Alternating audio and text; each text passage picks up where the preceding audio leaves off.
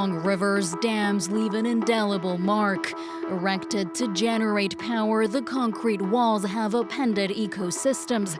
Migrating salmon can no longer find their way back to their home streams to spawn. France is now dismantling some of its dams in a last-ditch effort to save the iconic species.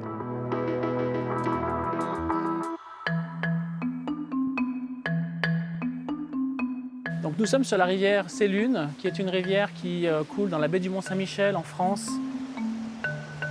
On est les docteurs de la rivière, c'est-à-dire qu'on va prendre le pouls, la santé de la rivière. Ici, le projet d'enlèvement des 2 barrages de la Sélune est le plus gros qu'on connaisse en cours en Europe. Le premier a été enlevé à partir de 2019. C'est le barrage de Vezin. Il reste actuellement le 2e barrage, la Roche-Tibois, qui va être retiré cette année. Ces 2 barrages, il a été décidé de les enlever parce que la production d'électricité n'était plus assez importante par rapport aux désagréments que créent les barrages pour l'environnement.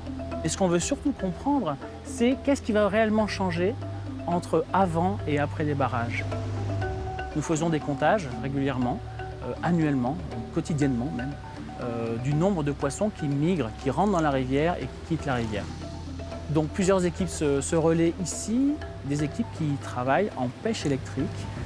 Sur la Sélune, actuellement, nous avons plusieurs espèces qui sont bloquées à l'aval du dernier barrage, l'anguille européenne, la lamproie marine. Certains même sont des grands migrateurs, comme le saumon atlantique. On se reproduit en rivière et on va grossir en mer. Si on obstrue le passage entre ces 2 habitats, ces populations sont amenées à disparaître. On passe beaucoup de temps avec les poissons, ces juvéniles de saumon, tout argentés. Et ce temps-là est passé pour nous à ausculter vraiment ce qu'ils sont, les mesurer, pouvoir faire des petits prélèvements pour comprendre quel est leur état de santé à eux aussi. Et ensuite, on va pouvoir utiliser ces données-là au long cours pour bien comprendre la restauration des populations une fois les barrages enlevés. La rivière est tout à fait fonctionnelle et on commence à retrouver un aspect naturel. On est très surpris de voir la vitesse à laquelle ça va.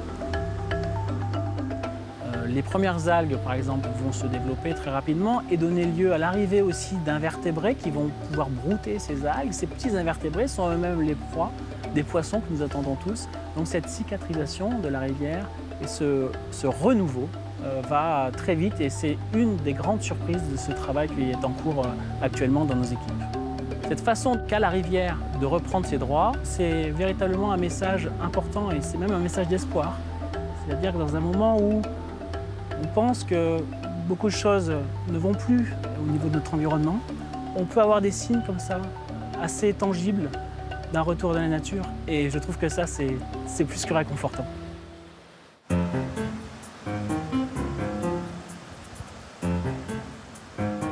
Since the dawn of time, humans have wanted to tame rivers.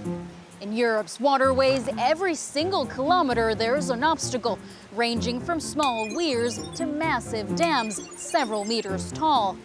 Those barriers have massively contributed to the silent decline of freshwater species, dropping by 81% in Europe alone since the 70s, compared to 36% for marine biodiversity. Certainly, dams generate low-carbon electricity. They're France's #1 source of renewable energy, making the country one of the biggest hydropower producers in Europe. But just like nuclear power plants, dams have a limited lifespan. Many are no longer operating, and across Europe, calls are growing for the concrete walls to be torn down. The EU even promising to restore more than 25,000 kilometers of rivers to their natural state by 2030. Some say the dam removal movement has only just begun.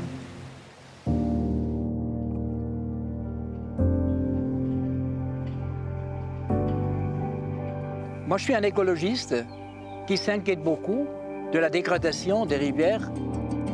C'est simplement comme citoyen et homme que je me bats pour des rivières vivantes. Le barrage de Chavanon, il a été construit il y a 100 ans.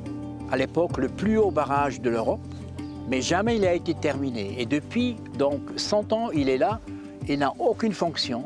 Il ne fait que bloquer la rivière, le transport des sédiments et évidemment la migration des poissons. Il y a en Europe à peu près 1 million d'ouvrages, la moitié est sans aucune utilité. Ils sont obsolètes, trop vieux, trop anciens. Donc ces 500 000 obstacles font du mal à nos rivières. Et ça coûte cher ensuite de les enlever. Donc c'est la raison pourquoi beaucoup des obstacles ont juste été laissés à l'abandon. La France est précurseur en matière de restauration des rivières et en particulier avec l'effacement d'ouvrages. Depuis les années 90, plusieurs centaines de barrages de moyenne taille ou de grande taille, dont une quinzaine en France, ont été effacés. Certains barrages, on ne peut pas se débarrasser, utilisaient des explosifs. Parfois, on fait carrément sauter. Dans d'autres cas, on fait des petites explosions par-ci, par-là. Mais d'autres barrages, par exemple, un grand barrage de 37 mètres, trop dangereux de l'exploser. Alors là, on enlève, on peut dire, mètre par mètre par mètre.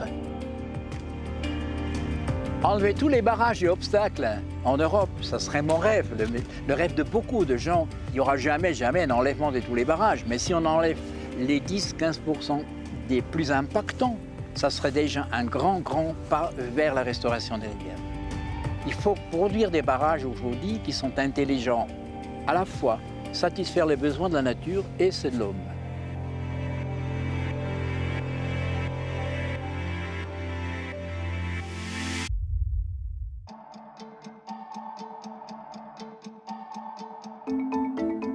L'Allier, c'est une rivière qui est extrêmement importante pour les saumons. Et le barrage de Poutès, il est situé au cœur des meilleures zones de reproduction du saumon.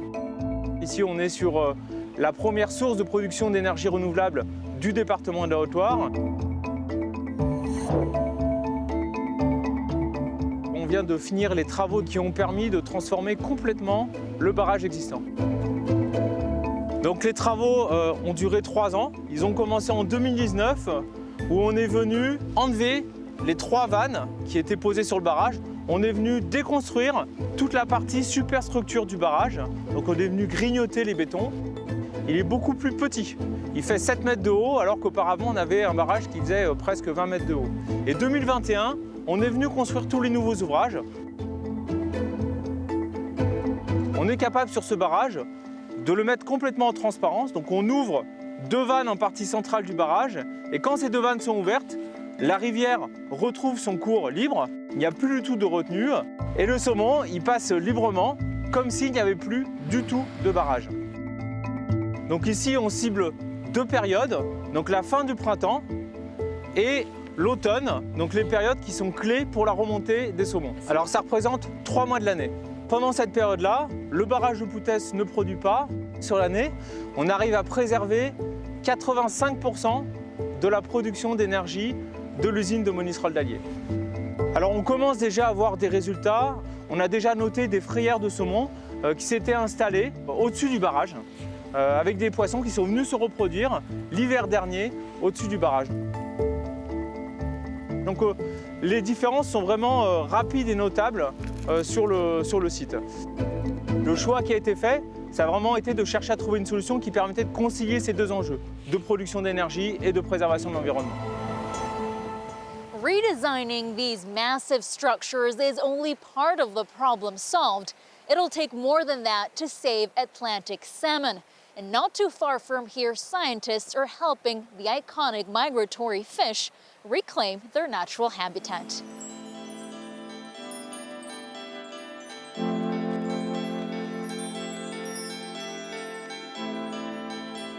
Nous sommes ici au Conservatoire du saumon sauvage, où l'on travaille pour la sauvegarde de l'espèce de saumon de l'Allier. C'est un saumon qui parcourt beaucoup de kilomètres en rivière, qui naît dans le Haut-Allier, qui descend la rivière jusqu'à l'estuaire de la Loire et qui va rejoindre le Groenland avant de revenir à son tour, se reproduire jusque chez nous. Ça fait plus de 10 000 km aller-retour pour faire tout ce périple. La capture de nos saumons se passe à Vichy. On les ramène ici au conservatoire pour les conserver et les faire se reproduire, j'allais dire en se rapprochant le plus possible des conditions naturelles. Les lampes s'allument chez nous au même moment que le soleil se lève en extérieur. La température de l'eau, c'est la même que celle de la rivière juste à côté. On veille à donner aussi à nos saumons une alimentation pour faire, j'allais dire, des marathoniens et pas des poissons qui grossissent trop et qui ont du muscle au contraire. Tout ça fait que nos saumons, quand on les relâche, ils sont plus adaptés que des saumons d'une pisciculture classique qui n'auraient pas les mêmes capacités. Ce qui est fait au barrage de Poutès aujourd'hui, à mon sens, c'est une grande avancée, mais il ne faut pas oublier que ce n'est pas le seul sur l'axe et qu'il en reste encore beaucoup d'autres. On agit le temps que des travaux se fassent sur la rivière. Ça prend du temps, ça prend de l'argent.